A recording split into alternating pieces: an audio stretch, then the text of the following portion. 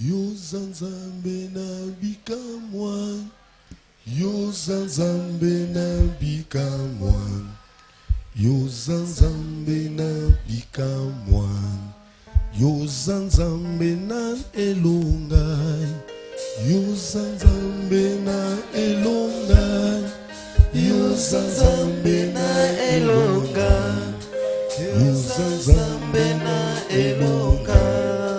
Yozanzambo batelinga, Yozanzambo batelinga, Yozanzambo batelinga, Yozanzambo batelinga. Zala papa ngai mwana, Zala papa ngai mwana, Zala papa ngai mwana, Zala papa ngai mwana.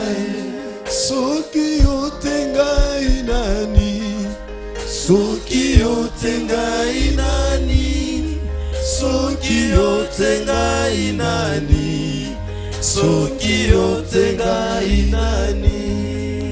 Seigneur na lobate kasi yo nde loba nzeya na ngai, afin ke ngai na libota na yo nde toyoka yo. Sala biso faveur toyoka kaka te, me to manyola to sosola to suka pe na ko manyola te, kasi totia na misala bongo tomona mbongwana. Na pesio merci nzambo zotambwisa nyonso na nguya bonzambe na yo, na kombo Yesu Masiya tobondeli. Amen. Amen. Loba amen na bien. Amen. Loba amen na nguya. Amen. Amen na yo est dominé. Amen. Bien-aimé, to tamboli ane mobimba. Lelo toza le 29e jour ya mon épisode de décembre. Pour dire que sur 365 jours, tolekisi 362 jours. Lelo eza 363e jour na biso na année. Bien-aimé, ba chrétien ebele ndenge na lobaka ba réfléchissaka te liko na bomoi na bango. Bayaka na église loko ezali esika divertissement. Yakomona ka chrétien mususu akoprier te aozelaka adoration à adorer, aozelaka louange pour à louer. Nzokande église ezali esika oyo conscience na biso esengeli kosala. Tozoyaka pona kolengele boyei ya nkolo na biso Yesu Kristo Masiya, pe tozoyaka pona koyeba komibatela to pe komibongisa afin que tozala pe malamu avant ete kolo na biso aya.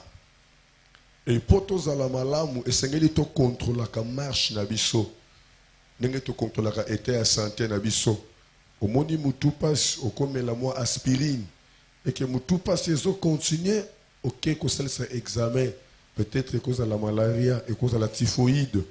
Nenge moko pe l'église totalaka ba vie na biso depuis tozo sambela, est-ce que évolution za na ba vie na biso sur 363e jour lelo eloko nini auto bénéficier na année oyo, est-ce que tomati to pe to kiti soki to kiti nini esali ke to kita pour soki to kanisi yango te na 2019 to ko kita lisusu okangama kina nani ane bomba oyo e muto okangama kina ye bénéfice nini ozwi pembeni na ye musala oyo sala qui durant toute l'année et pesi yo bénéfice nini lelo. Donc en quelque sorte to komi na moment ya kosala évaluation mutu nyonso asala bilan na kebisaka église koloba bokebaka na ba distraction ya ba bonne année. Quand on parle de la bonne année, ce n'est pas le 1er janvier. Et on ne peut pas fêter l'année 2019, mais on fête l'année 2018. Tout ce côté était pour te fêter bonne année 2019. Non. On a toujours prédire. Mais s'il faut que tu fêtes bonne année 2018. Pour me dire la bilan a évalué, à mon en tout cas a réussi à fêter réussite il y a 2018. Mais le dans l'église, va te belé, va se réfléchir. Au monde a échoué dans le bilan de 2018. A échoué. Même dans le commerce, même dans la vie sociale, même dans ma cambodioso. Mais à ce moment, bilan pour dire que Azo fêté bonne année 2019. Non. Une année, c'est 12 mois, c'est 52 semaines, c'est 365 jours. Nous ne pouvons pas la fêter d'un seul jour pour dire que bonne année. Non, nous pouvons prédire sur l'année 2019. Mais pour fêter, organiser une fête, ça doit être pour l'année 2018. Est-ce que quelqu'un me comprend? Et aujourd'hui, je voulais prêcher sur une petite chose intitulée la séparation. La séparation. La séparation, c'est une action de séparer. Et séparer, c'est disjoindre ce qui est uni. Alléluia. Séparer. Quand on parle de la séparation, une action de séparer, quand on parle de séparer, c'est qu'il y a quelque chose qui s'est fait coller. Il y a quelque chose qui sont unis, qu'on doit séparer. On peut dire séparer des bons, des mauvais. Là où il y a des mauvais, séparer des bons, ce qui est bon parmi les mauvais. On peut dire éloigner l'un de l'autre. Éloigner l'un de l'autre pour dire que des personnes attachées, on peut éloigner une personne pour qu'il n'y ait pas l'attachement. Alléluia. Et la séparation, séparer, on peut dire cesser de vivre ensemble. Cesser de vivre ensemble avec peut-être son prochain, soit avec une vie quelconque. Se séparer avec une vie quelconque, avec une vie de la débauche, vie de l'ivrognerie, disons vie de la boisson. On peut aussi se séparer. Alléluia. Bien aimé, je voudrais aussi vous dire que la séparation a commencé par lui-même Dieu. C'est lui qui fit les premiers à séparer. La séparation a commencé pendant que les hommes n'existaient pas encore. Dieu avait déjà séparé quelque chose.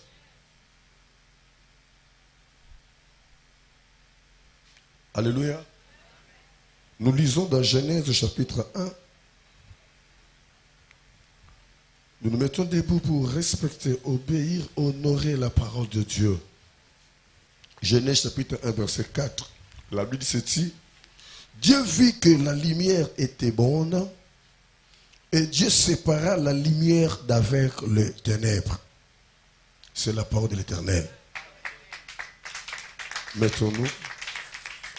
C'est lui qui fit la première séparation entre la lumière et les ténèbres. Et la Bible déclare: Dieu avait vu que la lumière était bonne. Pour Dieu, il n'avait pas voulu que la lumière cohabite ensemble avec les ténèbres. Raison pour laquelle il a séparé la lumière d'avec le ténèbre. Pour dire que la séparation n'est pas une mauvaise chose. La séparation, c'est une bonne chose.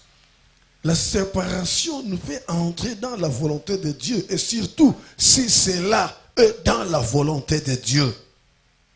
Nous sommes arrivés à la fin de l'année.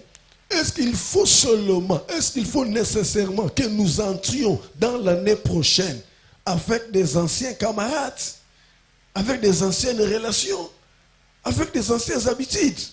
Il faut qu'il y ait la séparation. Il faut se séparer d'autres personnes. Ou peut-être quoi ici biso, ou peut-être empêcher biso que ça la volonté de Dieu. Il faut se séparer des bien-aimés. Il faut qu'on se sépare de la vie ou peut-être qu'on s'attache à qui n'ango. L'élo peut-être comme une conséquence et comme une cause. Il y a makambo toujours vivre l'élo. Nous devons nous séparer dans la vie du péché. Nous devons nous séparer dans la vie de la négligence.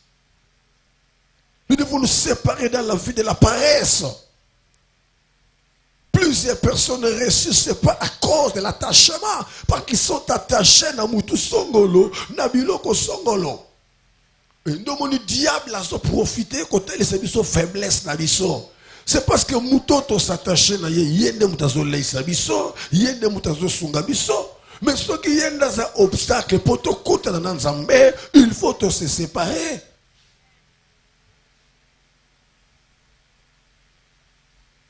Alléluia. Alléluia. Alléluia. Nebi soda moko na banda kote makasi. Azalaki makasi na komela bangi. Mais na kote na mama moko yazaki tokende langa makasi. Ayebsinga en tout cas pasteur na yoki makambote ngeza penda bien. Mais pesa quand même moi temps elange sila. So pende lange sili na otika bangi. Or, la Bible déclare aujourd'hui, si vous entendez sa voix, n'en dire si ce n'est pas vos cœurs. Hébreux chapitre 3, verset 15. Se séparer, bien-aimé, d'une chose qui t'empêchait d'atteindre l'objectif. Se séparer, bien-aimé, d'une chose qui t'empêchait de faire la volonté de Dieu. Ce n'est pas une chose facile. Ce n'est pas une chose facile. Parce que le diable est derrière la personne qui commet le péché pour l'encourager, pour le protéger. Raison pour laquelle la personne qui commet le péché a toujours des arguments poussés pour se défendre de sa vie pécheresse.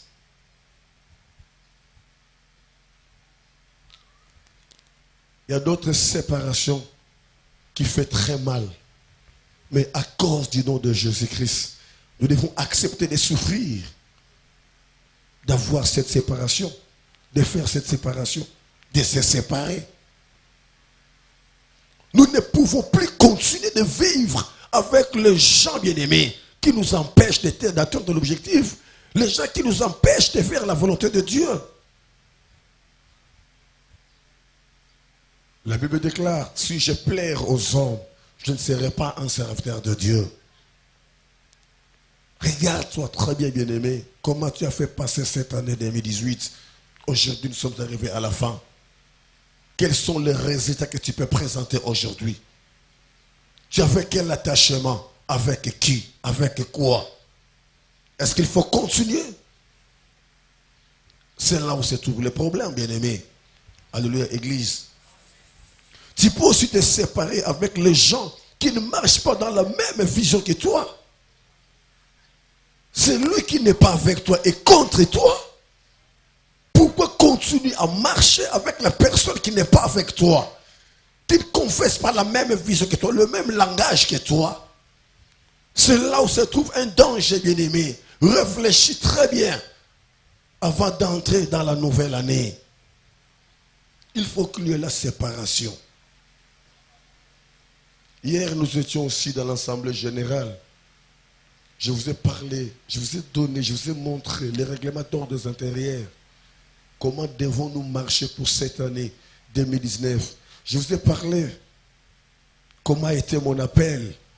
Qu'est-ce que Dieu m'avait parlé quand il m'a appelé dans ce travail. Et je suis condamné d'entrer dans la volonté de Dieu, faire sa volonté, rien que sa volonté.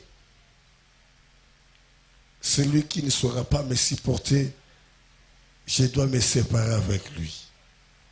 C'est un péché. Celui qui ne me supportera quand je ferai la volonté de Dieu, je dois me séparer avec lui. Je veux marcher avec ceux qui vont comprendre la vision que Dieu m'a donnée.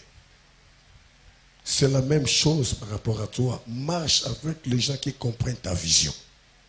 Ils t'aideront à atteindre ton objectif. Alléluia.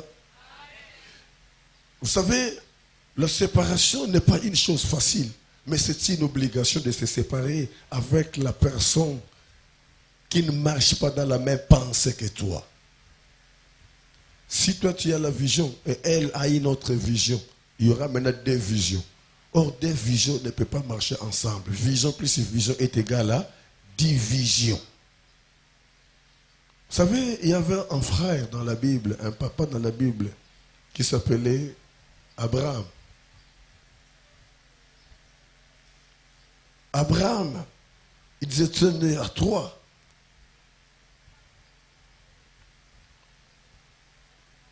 Alléluia. Alléluia. Ils étaient nés à 3.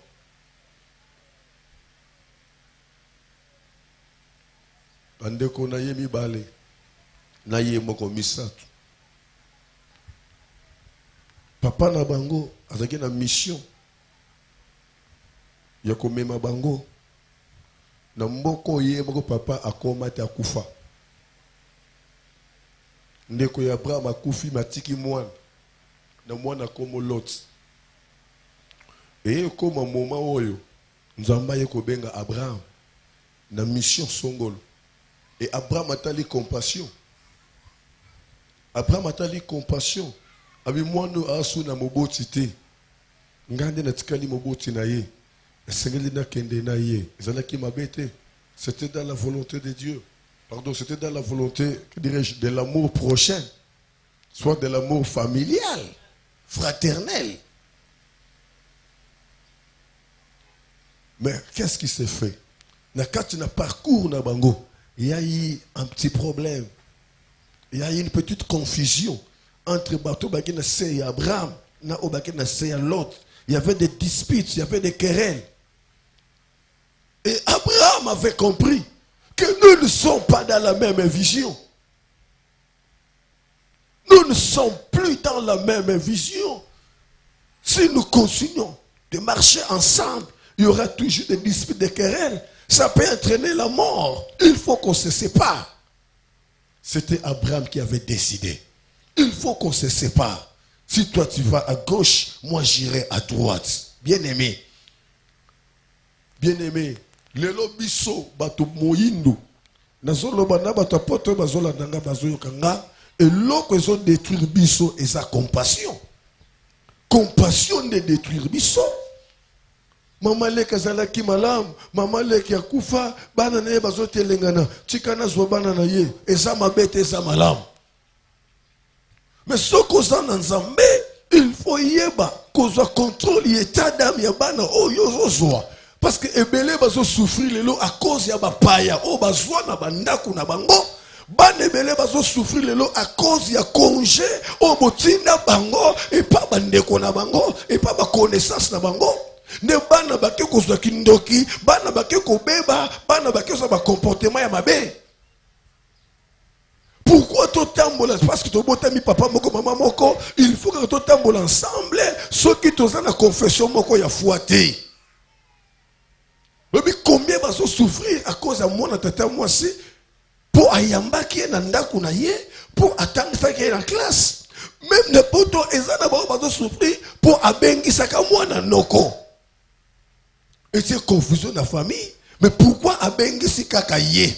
Ye muto avanda ki aw. Nenge tozalaki. S'il faut que abengi sa muto. En tout cas, fallait que ça la moine na tata mwasi. Double koti. Yala kisi kaza na mbongo. Tokola kisaye. Tala passe koti lelo. Bien aimé. Comme maman na influence te. Nenge talaki. Les solo ya ndeko yo en tant qu'avocat azokata likambo ya camarade na ye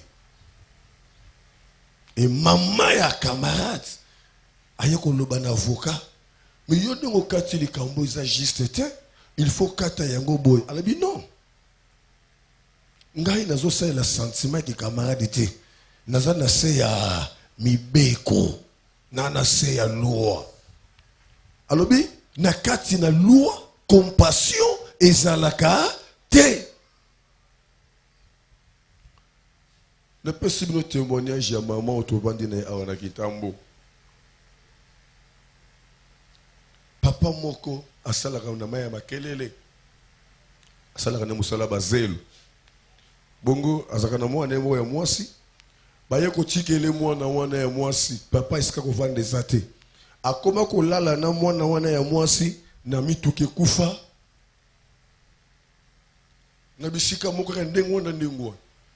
Alors papa komi koloba ah mwana mwasi ko lala boy na oke na ye wapi na na famille na na mutute akeko senga mama mususu pembeni wana alibia tuka mwana oy aza mwana nanga na aleska kotia été soki yo kozwa taye osunganga. Je ne sais pas soit kabela qui est soki na lolenge na yebite. Et cette maman a accepté de prendre l'enfant et a sepeli ba kende kutu na commune ko sala mikanda makambo nyonso a adopté azoye légalement. Et tant que basilisi makambo azu mwana bandi ko vanda na ndako nazobenga nga po atalisa nga mwana. Et tant que ne ko mona ke ndoki munene. Ndoki munene. Menzamba zoloba lokola yoso yambaki lokola yoso ndimaki oza obligé au luka délivrance na ye parce que la Bible déclare o ekangami na se ekangami na likolo ekangami likolo ekangami na se. C'était la compassion. La maman avait vu que l'enfant n'avait pas une personne pour nous sungaye. Alors que moi noyo et qu'on risquait ba baby saye na bakuluna et qu'on risquait ba baby saye tika na zoye motema ya mawa soki sala ki recours na nzambe te to yebite mwana wana ya ndoki alinga sala ba degani na katanda ko wana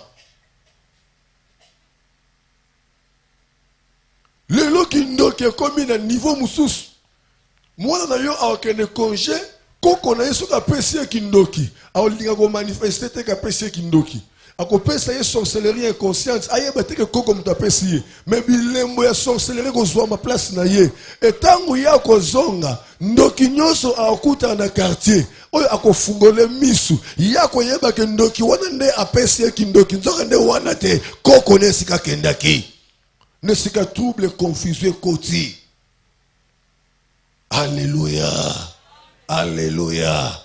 Nous avons une confusion dans l'église. Nous avons une révélation. Nous avons une révélation.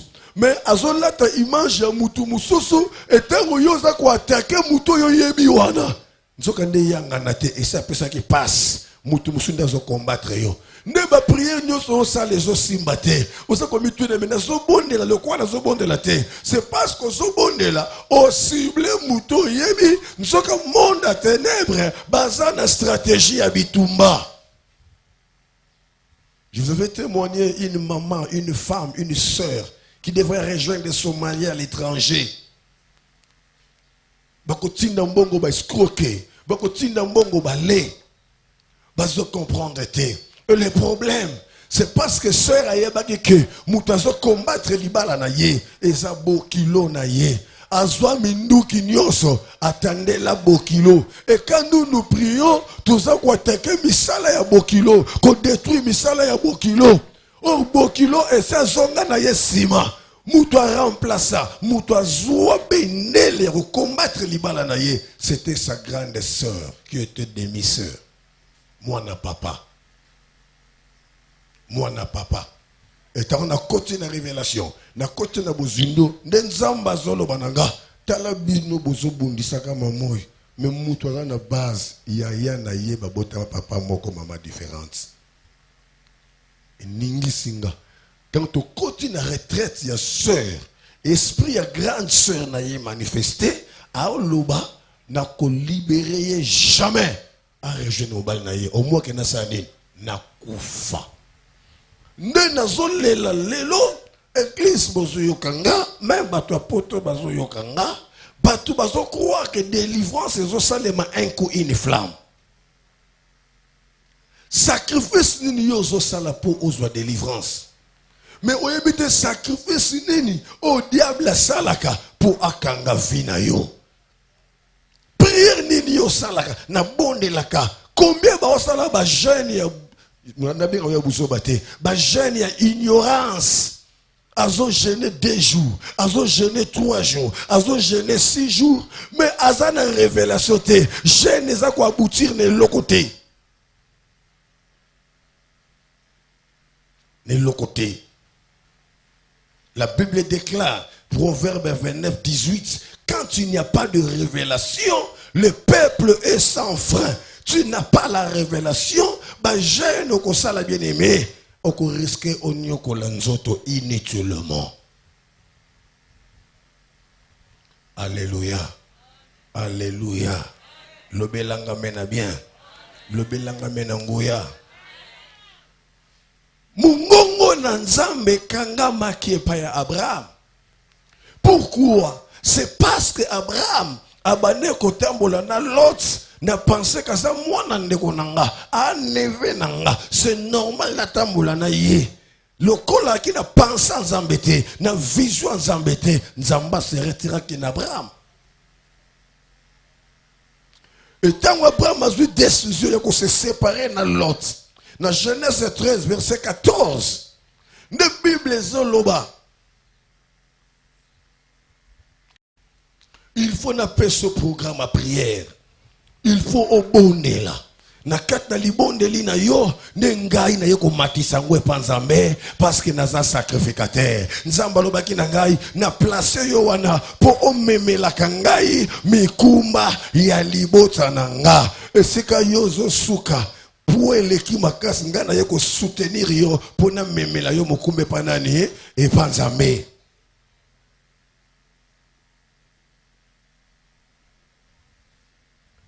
Yebisande kwaza pembe na yo la séparation. L'obane la séparation. Vous savez, na ki na ser moko. Alinga ki nzambe mingi ser wana. Ayeko bala mobile. Or mobile yo ser wana balaki. Ataki na servitude. Donc vie na ye, il faut sur libota na ye. Et l'autre bande ko leke la ser wana zani. Ba yaya na ye ya basi babala. Mais mi bali babala bazape na ba moyen. Mais mi nerval ya bana na bango. Il faut frère wana futaka. Ko ser aye na ndako libala, abino osana ba calcul bi oh. Mais depuis to bala na mobali nanga, salaire kuta ye ba vraiment bien té. Mais rentrée scolaire, il faut ba neve na ye nyonso ba ya. Ye ne fois ça la ba rentrée scolaire makabu nyonso. Et ne bande lycée bande comme normal. Tant ayo monde ko ba réunion ba famille, bon que ne ba réunion ba famille, sera yo comme e comme une minerval. Bazoya na ba billet ya classe minerval et pas ya mobile na ye. Mais atali ba papa ya bana wana. Baza pe na ba moyen, sera comprendre que non, oh eza servitude. Oh eza servitude. Oh azaki na mbongo belé frère wana. Abane ko sala sika ya bien. Mais à ce foot l'enda kumoko okotia idete. Donc c'est comme si azoba ko foot l'enda kwa munene no kite bakotia yeka bakoboma ye bambongo na ye malamu asunga bana bandeko na ye. Et ce qui est grave c'est quoi? Autant les voitures autant de série on a akina masse na wana oya ya bakapo wana mulai. Et tangu toye kota likambu na ye to bandi ba prière toye ko comprendre que Bokilo na ye mama ya mobile a se dédoubler ki kati na sœur après ça qui est malade ya makolo sera comme ko bela makolo ko vanda na se tant to prier to bengani dédoublement d'esprit à Bokilo et tie haine entre Bokilo na sœur et mobile il peut fungwami a comme ko résister abike non ba papa na bango bazali nga pese na bali. Moi si nanga yona na zemi, il faut ngapena bongisa libota oyo yangai. Etaki confusion. Combat et bandaki wana. Et loko ni diable alingaki azwa sœur wana. Alingaki azwaye nzela ya bana misala. Monde atene baza très organisé koleka ba chrétien ya. Ngai na mona film etanova na kataka STP. Nzamba talisangai koma bandoki baza makasi na organisation. Namoni commanda ya bandoki na kataka STP, namoni bureau baza na organisation baza na makambo nyonso. Famille nyonso ekota na kati na camp. Na monde atene bayebaka ke tu yambi famille moko songolo. Tana na famille wana boyambi eza ndenge na famille to yambi to moni bana prière makasi. Ah, ce que ba si prière, ba luka ba gagner ba mususu to combattre prière na bango. Ndozo mona diable abanga ka vie ya prière ya moto. Abanga ka. Soko muto prier na bonzambe abanga saka monde ténèbres. Na remarqué le comme na ba quartier, Ce qui va trouver côté sikanandako ne bandeli bayebi nous quartier wana te ne batombo la prière baso prier ne bandeli melandela bango bakoma ka musika te. Famille wana bazo bonde la makasi c'est vrai.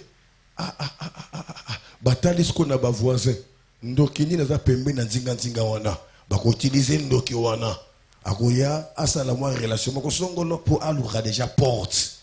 C'est comme ça que le monde de ténèbres organise. Ayebi ko s'organiser. Babiki non ndenge mutu wana asaki na kana biso mais ba récupérer à côté na quartier na bino. Bayebi dan ndoki quelqu'un dirait chef ya ndoki ya nani chef ya kindoki ya veni ayebani ya quartier ayebani ya commune baza pena ba bourgmestre bana ba chef de quartier neti chef ya ndoki ya kitambo azamwasi ayebi Ernest mongo très so beaucoup de botunde ni Ernest ayebi sabino di solaire Ernest bazana nyos bayebi si chef wa kayabo ya quartier abengi chef aveni na veni na yo na numéro tel famille moko kotu wana tala boye to wana posa fuko kanga ba parce que ba yena prière makasi c'est vrai na sima na bango na mwana mokaza wana na ko utiliser mwana wana et mwana wana akosupporter mwana moko ya malamu na quartier alingaka bitinda na quartier mais aza cible batinde pour aya koza la porte. C'est comme ça que le monde est ténébreux s'organise. Batalia bazana posa mwana musala c'est vrai. Allez nani oya kosala musala baluki na kana bango bango basala misala na bandako bako tinde lokaka mwana moko oyo azana kindoki nde yo kozo mwana wana mwana musala na yo pourtant azokota na ndako wasala misala à partir na ye abandi ko fungola porte pour kotisa bandoki ya famille na yo moko to ya famille na yo ba ko combattre yo ne ser wana tango azui mwana musala le col azaki prudence avant engager mwana musala fois benganga papa na azui mwana musala moya kotala ye eloko elekelaki nga mwana musala liboso ndoki kozwa ete ya mibale ndoki kozwa ete ya misatu ndoki kozwa ete ya mine mobali na tomboki ekomi nini yango pasteur yango ya mona kaka bandoki ya kaka bandoki bon ya mbaloyo tika ye asala musala tokotala. Ah bon, ça va, tika. Seigneur, si réellement yom total senga kazandoki, sala ke yemo kokolonda kwa sanini, amona. Sert pas zui a osala musala, umoni, a osala musala, umoni kindoki yao.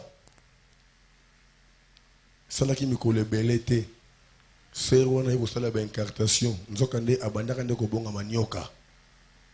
Abunga minyoka akoti na kati na chambre tant akoti na kati na chambre alati siko nzoto alinga fouiller biloko tant alinga fouiller biloko amoni mouvement la mutel azongi serpent a doucement na mode doucement moke c'est quoi mobali nzamba talisi na ndenge ya ndoto et tant au ser wana bimi à comprendre que mutoyo amoninga a commencé la calcul est-ce que amoni yango to ndenge nini atalika te emso moni eko yindela ngai akanga biloko ne ye moko 5h 6h mutabima akenda porter disparu mobala sutuki moya aibisa mwasi ezate amelika angenge aosa siko ala muka atala image mwana musala atala boy mwana musala zate atala sika lalaka azate asigné afungoli atala boy bilamba yate eloko mongote akana libanda akuti portail fo polele mwana musala kima atali ko atana sabi c'est que pasteur aloba masolo asengi mwasi ne pardon abitala ndoto na loti metana lamuki mwana musasa nini akimi bine meyebisa ndeko za pembe na séparation yibise séparation webi basi boni bazo souffrir à cause de mibali balinga pe mibali boni bazo souffrir à cause de basi balinga bilula lula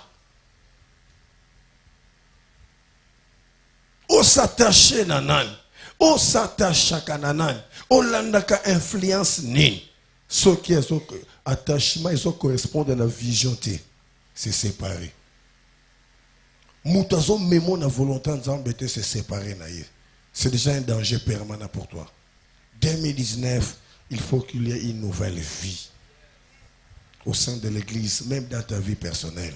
Tu dois te séparer, bien-aimé. Accepte de souffrir de faire cette séparation. C'est pour ton bien, c'est pour ton intérêt. Ce qui Abraham a dit compassion, que mon nanga kufa, nakotika yote, ataba ne bastali bazoka na te, to continue kaka bien-aimé. Abraham alinga suka mabe, parce que nzela révélation elinga ke kangama. Elinga ke kangama. Comment yo nanda kuno oyambi mopaya? Mais yo kendaka na église ya A, mopaya wana kendaka na église ya B. Yo na ebo tambola nzela moko te, c'est déjà un danger permanent. Lokola ye pa ina bino, senge pardon. Loba lokola lelo za pa na biso pardon. To kendaka nanu, esiko ngana kendaka. Tango yoko longe pa na nga, ndo zongi e pa ina yo. Po pa ina nga, nazana makoki ya kuso contrôle ya ndaku na nga.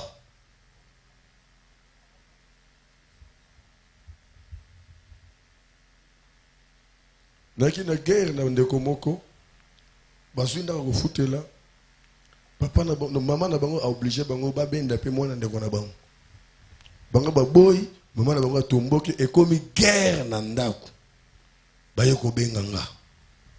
Na tuni bango raison nini bino bozo pousser? Non pasteur. Malgré tout l'année makambo etadam te mais déjà il y a zaki mbangiste. Biso tozana na biso na doctrine na biso. Et tant que tozo sambela ya kendaka na makambo na ye biso toza vraiment na bon côté. Tant que tozo sambela avant lala, au senti que tozo confesser langage mon côté. Tuko vanda na mutabo ndenge na bia effectivement vous en avez raison. Ils ont raison normale. Non, quel que soit le cas, qu'on l'a influence, il faut qu'il y ait la séparation. Mutu nyonso bozo tambola na ye. Bozane na langage moko, na vision moko, na moniseli moko. Béni de Dieu, tout comme un moment accomplissement. Mais accomplissement, ça dépend de notre attitude. Vous en avez part de la responsabilité. Vous avez assumé pour vivre accomplissement, promesse ensemble. Et quand l'école s'accomplir, tu dois payer un prix pour vivre l'accomplissement de la promesse de Dieu. Tu as ta part de responsabilité, mon frère, ma soeur. Contrôle bien ta vie. Ce que tu gagnes aujourd'hui, ça va t'amener où? Ça va t'amener où? Ça fait combien des années que tu gagnais ça? Et aujourd'hui, tu es en quelle position? Tu es dans quelle position? Sépare-toi, bien-aimé. Prends la décision. Une décision définitive pour ta vie.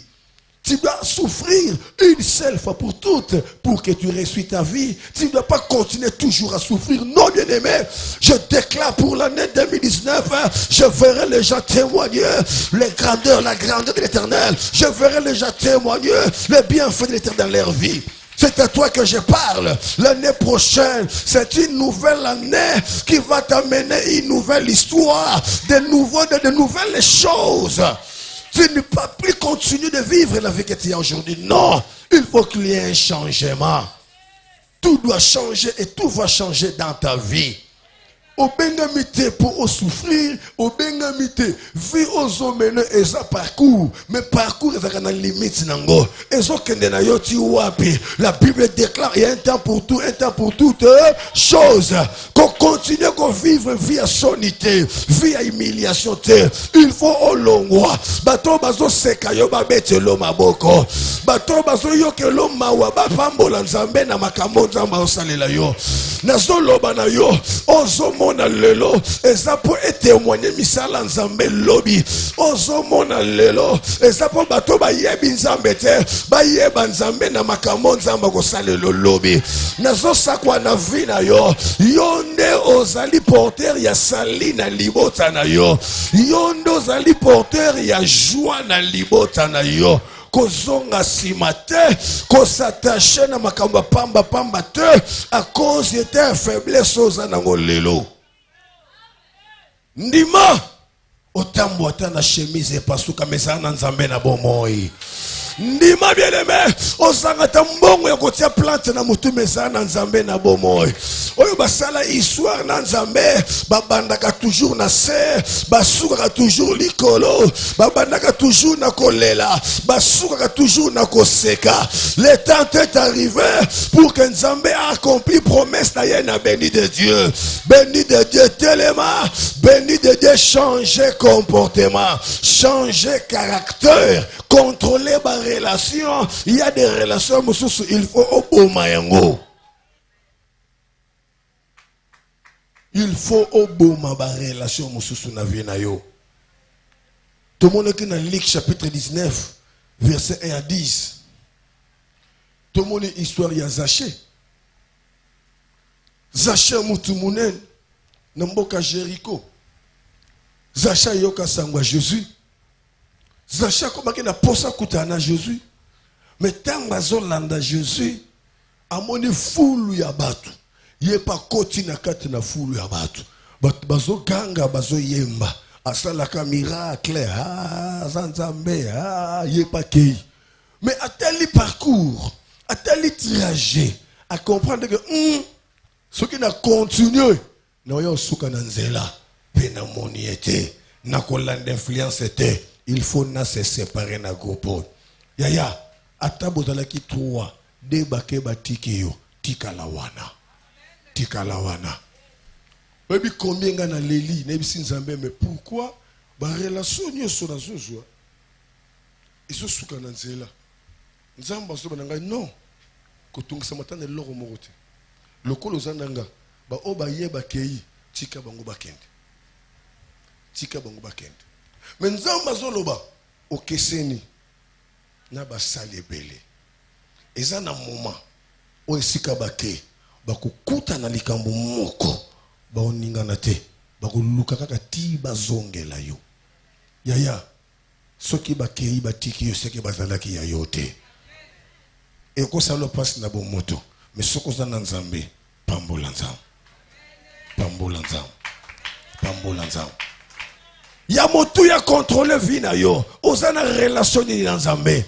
Ce qu'on doit entretenir une bonne relation avec ton Dieu, ne crains point. Na onyo se ko komela yo. Ne crains point. Zachalobi na kolana influence ya batute. Na kolana te po baza ebele.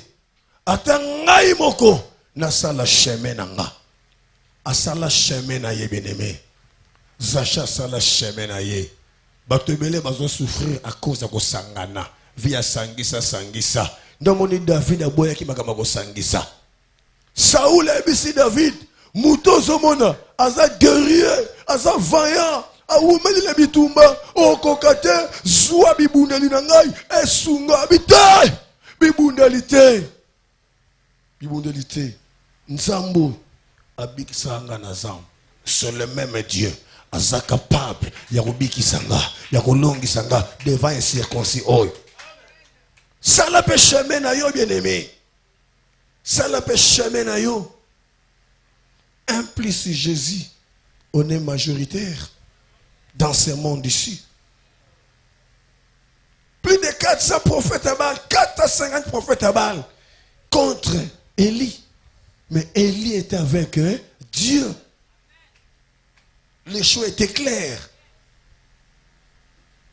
Tinga mango ya nini. Tinga mango ya nini. Tinga mango ya nini. Na bandeli koloba tinga mango ya nini. Ndozo bona basi baza komikota mabala bango moko. Abi na obango tika vidi parce qu'on sait jamais. Oya zaya yo mutako simba ye azate.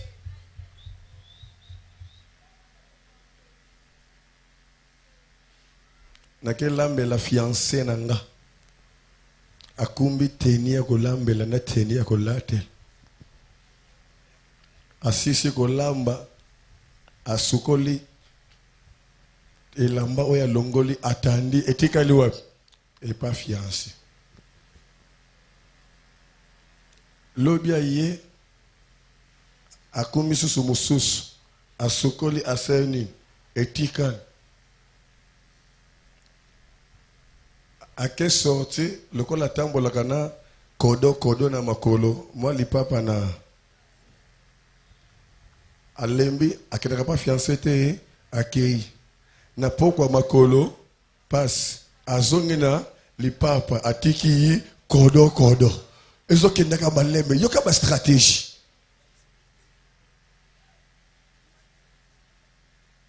mokolo mosusu akenda pokwa alobi ke ono yo oza salite dra na sokolaki kaka siko salite nga na oke matanga après matanga na yoko lepemisa nzoto awa me na okumba dra na nga moko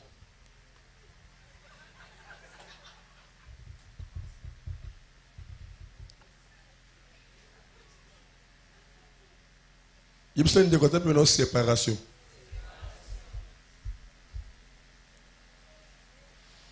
bien aimé nazo clôturer pona koyebisa yo eza na mutu mususu soki o se séparer na yete okomona bolamu nzambe te na vie na yo eza na batu mususu soki o se séparer na bango te oko atteindre objectif te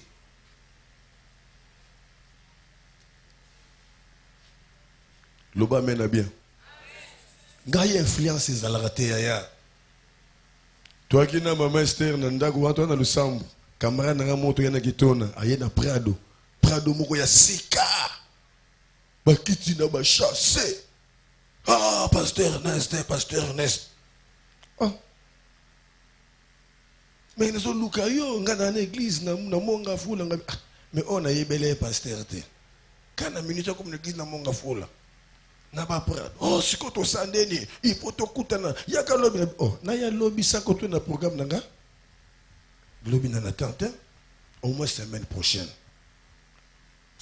o yaka na zela na ko ya ngani na yebi nzela te monga fula ko na yebi na bien te fallait ko ya ko zwanga donc selon ye ayaki na penser que na ko me mama na moni ba Prado ba nini tout ça surtout nga biloko alinga lingate tuka ngai na linga loko ante nga soko ye o la kisanga ki ozana ngo na koloba no bina clairement zala nango soki oye pa nanga ki moi je suis na ko yebise en tout cas tu es mais nous sommes séparation bien-aimé a comprenant ki kaka que muto aza suspect aza mystique asani a se retirer yemoko na même makana influence te na même makana influence te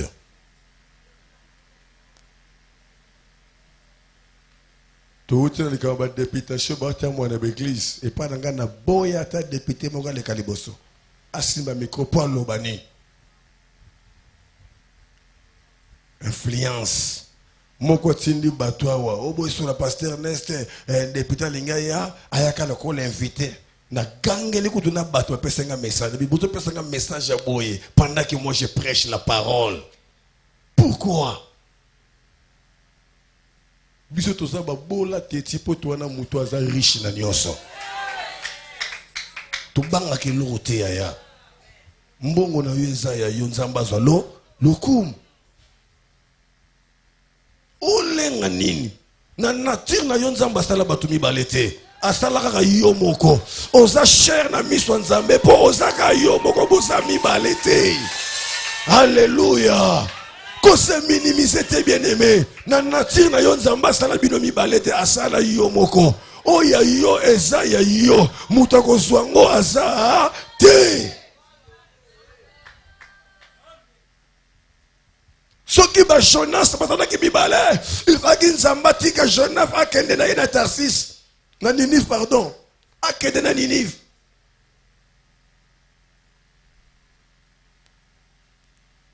il va ki nzamba tika Jonas mais aseni tiwap la seule personne où le miracle est salé mais c'est Jonas parce que ça là qui li kambona ye ezakeli kama moto mosusu te ya mobali ya yo azaya yo ata osala nyoso ko sala wana lokola azaya yo soko saka na samba ko na nzambe yebake akozala kaka ya yo yibsende ko zapi mino séparation Le ban est séparation. Nous avons déclaré par la foi. Nzamba sala na nguya bon Nzambe na ye. Nous sommes s'attacher na yo. Eza contre volonté Nzambe pour aimer le échec, aimer le blocage. Nazo longo lango pembeni na yo. Etika yo libre au nom de Maloba ya famille et s'attacher na vie na yo. Maloba wana ekweya au nom de misala kindoki ya famille et s'attacher na yo. Misala wana ekweya au nom de si le Christ vous a franchi, vous serez réellement libre. Nazo sakola 2019 autant bon la liberté, oko bala na liberté, oko bota na liberté, oko voyager na liberté, oko sala na liberté, oko mona bolam na liberté. Nous se ko pesa melon na liberté. Yamba faveur wana, ezama loba na yo. Nazo déclarer le kola motumbi mbeka atando ka famille na bino akanga libota mobimba soki bandeko na bakotika la yoko bima nazo sakola pouvoir kindoki ya famille ekuwa na sena makona yo makila Yesu Kristo eganga libosa bandoki ya libota na yo oko continue na vie oyote na boy vie elelisi ya 2018 elanda yo na 2019 na déclarer na boy yango au nom de Nyoso luki na 2018 2019 oko luka te eko landa yo eko pesa me na bopete na ola bana batumi balete mutu moko sawa yena makambo tungisa minango o luki o tamboli 2019 o luka te oko tambola te yango nde ko luka yo yango nde ko landa yo kombo ba pesa yo na efase yango na so kombo ya sika kombo wana bakobenge lango na 2019 yamba kombo ya sika mutu mokolo ba na yambi onode maloba na bango eza ya bango me liloba moko ya Nzambe ekokunda maloba na bango eko efase maloba na bango oya mokili sura la mokili me oya Nzambe katisaka mokili ekendaka tina lola elandaka muto bakangeti na mboka bakunda nazola ba molimo na kufa elongwa na vie na yo singa ya malédiction ekatana singa ya condamnation ekatana lelo na yego sakola eza krite ya suka ya 2018 eza la masolo ya suka ya négativité o babeti na kombo na yo 2019 bakobeta masolo ya sika na kombo na yo histoire na yo eko changer situation na yo eko changer adresse na yo eko changer au nom de beta maboko beta te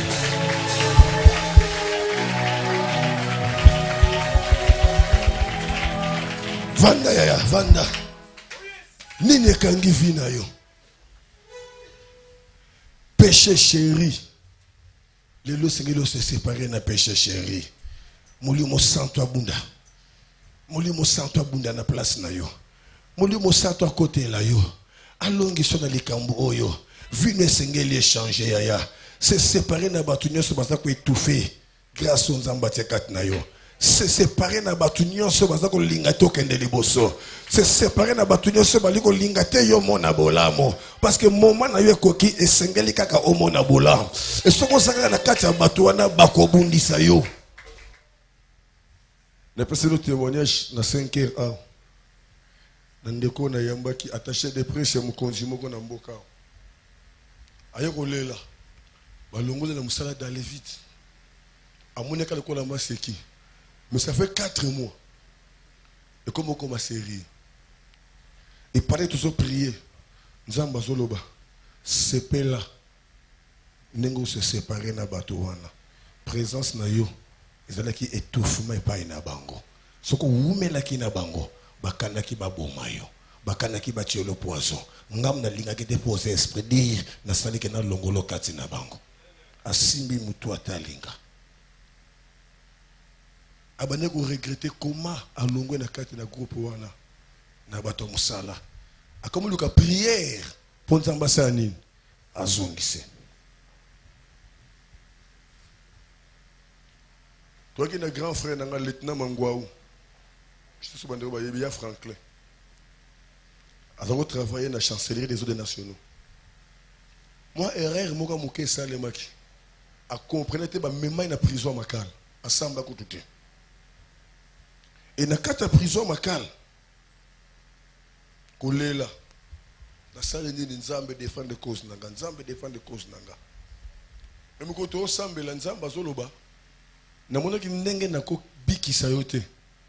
Na ku ozaki préparé pour na yo. Ya wana kene ko bombo na kati na prison. Nzoka tango batie na prison, muto ba remplacer ki ye. Batie ki poison na kiti et akufa. Yaya. Na zone bango par la foi. Na ningi si motema nga pona ko yebisa yo, na juré. Muto ko luka liwano abikate akufa na place na yo. Nabi akufa na place na yo. Nabi akufa na place na yo. Na change ngote.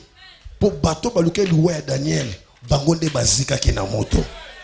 Alléluia. Alléluia. Bangonde baliama ki na balion. Pourquoi? Ngana bikisa bango pona nini? Lobby. Baluka ba sala au-delà o bakani ko sala lelo. Baluka ba continuer ko sala po ba réussir mission na bango.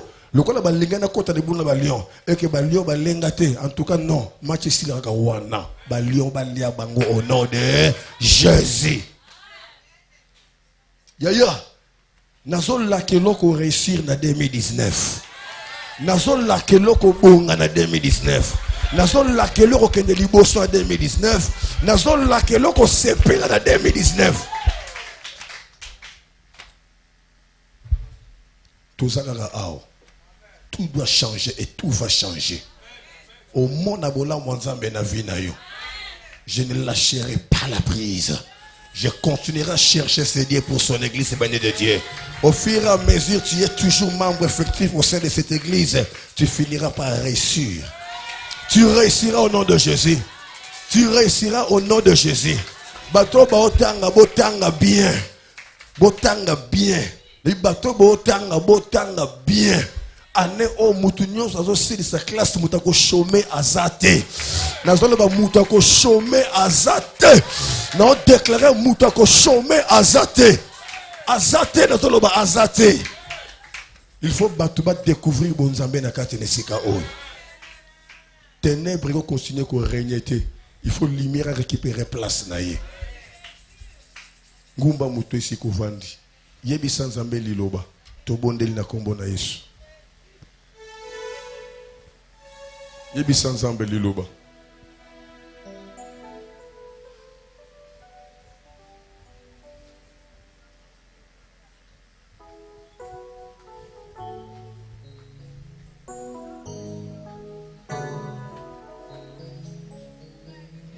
Nakolembate, nakolanda yo. Nakolembate, nakolanda yo. Ata na bapasio. Nakolanda yo. Ata na bapasio. Nakolanda yo. Nakolembate, nakolanda yo. Nakolembate, nakolanda yo. Ata na bapasio. Nakolanda yo. Ata na bapasio. Kolembate yaya. Kolembate yaya. Seigneur, merci pour na kilta lelo. Merci pour na maloba na yo. Oli mona yo zo contrôle nzambe na miracle na libota obayoki yo. Asoso sebongo maloba na yo. Pe asala mokanda na yo pour na gloire na yo. Na kombo de Masia to bonde de petolobi. Amen. To beteli nzambo na boka bien.